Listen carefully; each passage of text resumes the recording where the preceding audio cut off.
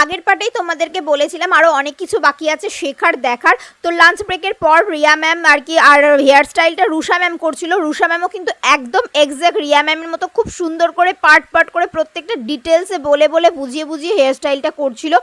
আমি রুষা ম্যামের দু একটা ক্লাস করেছি, তো জানি রুষা ম্যামও ঠিক সুন্দরভাবে বোঝায়। তো সেমিনারেও কিন্তু সেমভাবেই বোঝানো হচ্ছিলো। দেখতে দেখতে হেয়ার স্টাইল মেকআপ সবটা ডান হয়ে গিয়েছিল মডেলের।